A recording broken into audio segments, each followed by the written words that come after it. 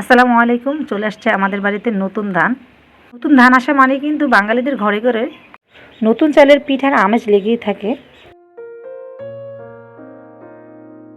এখানে আমাদের 2 জমিনের ধান নিয়ে আসা হয়েছে আর অনেকগুলো ধান মাশাআল্লাহ দেখতে পাচ্ছেন।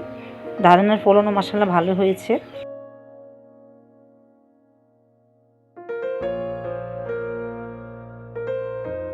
আমাদের জমিগুলো যেহেতু একটু দূরে, তো সেজন্য সেখান থেকে পিকআপের মাধ্যমে ধানগুলো নিয়ে এসেছে।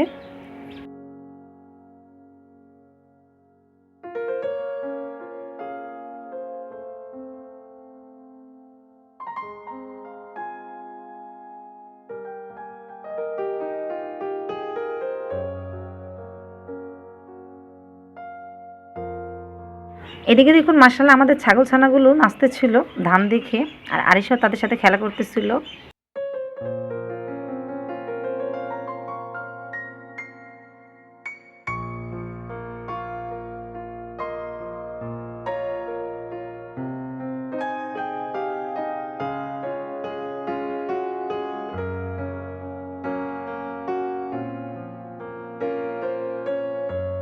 দেখতে পাচ্ছেন মেশিনের মাধ্যমে ধানের কাজ শুরু করে দেওয়া হয়েছে। ধান নেওয়ার জন্য কিছু মহিলা শ্রমিক নিয়েছি। আর এই যে দেখুন আমার ছোট্ট মামুনিটা সুন্দর করে দাঁড়িয়ে দেখতেছিল কিভাবে ধান নিচ্ছে, কারণ আরিশা ফার্স্ট টাইম দেখতেছে ধান কিভাবে নেওয়া হয়। আরিশা মামুনি আজকে অনেক খুশি, সে অনেক আনন্দ আর অনেক এনজয় করতেছিল।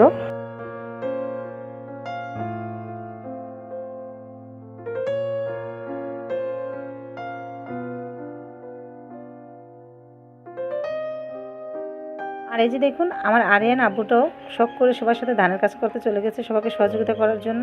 সত্যি কথা বলতে কি, ধান দেখলে সবার মধ্যে একটা আলাদা একটা আনন্দ, একটা ফিলিংস তৈরি হয়। ধান নেওয়া, ধান গুছিয়ে দেওয়া, সব কিছু মিলিয়ে এটা কিন্তু একটা অনেক রকম ভালো লাগার একটা কাজ।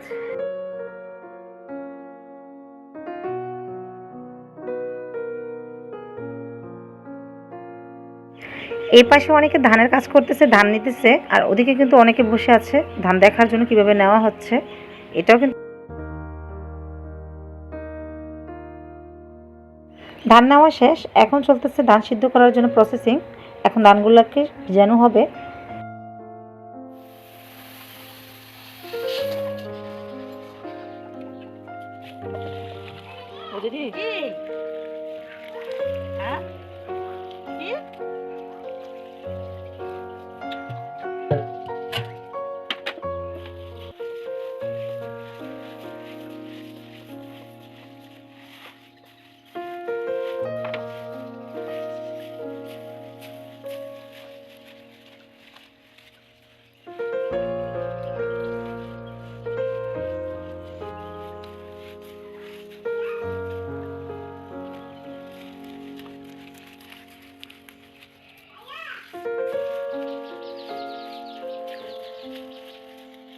ধানগুলোকে ভিজানোর পর যে ধানগুলো চিড়া সেগুলো ভেসে আছে, আর যেগুলো ভালো সেগুলো নিচে পড়ে গেছে। তো এখন চিড়া ধানগুলোকে ছেঁকে এগুলোকে আলাদা করে নেওয়া হচ্ছে। এখন নিচের ভালো ধানগুলোকে ছেঁকে নেওয়া হচ্ছে বড় খাড়ির মধ্যে। ধানগুলোকে ছেঁকে নেওয়ার পর এই ধানগুলোর উপরে খড় দিয়ে ঢেকে রাখা হবে একদিনের জন্য, তারপর এগুলোকে সিদ্ধ করা হবে।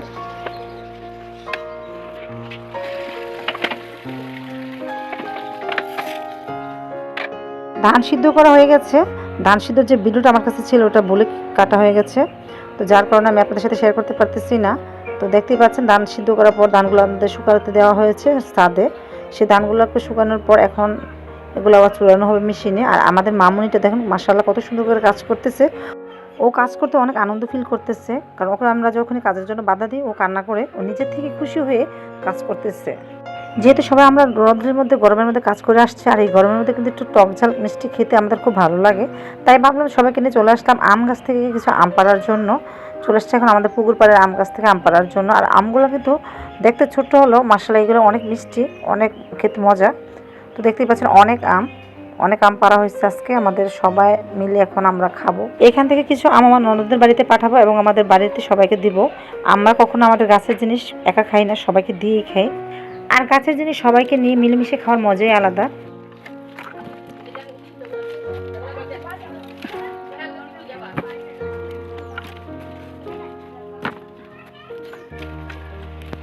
আরিশা, আম্মু কি খাচ্ছ? আম খাচ্ছ? আম টুকাইছ?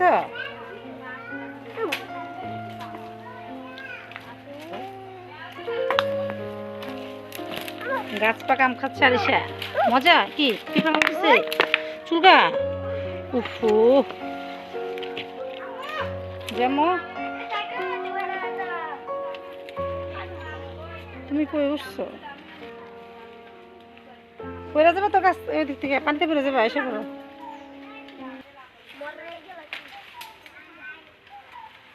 ওই যে ওদিকে দেখা যাচ্ছে বালতিটা, ওইখানেও এক বালতি আম আছে। এ আপনার দাদা বাবা তো হাত পা কেটে যাবো দুজনে, এসে পড়ো।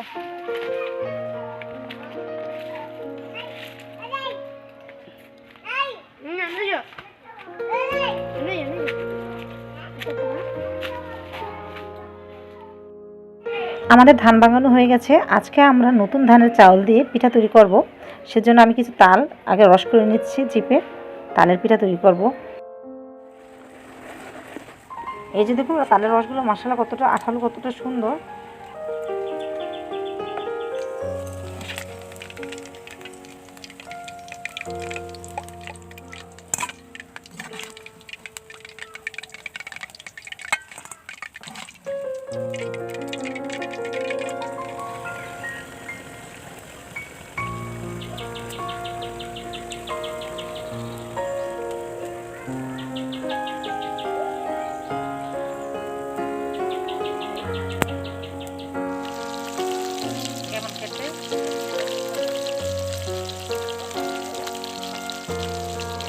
নিজেদের ঘরের চাউল দিয়ে আর গাছ টাটকা নারকেল দিয়ে তালের পিঠা তৈরি করলাম।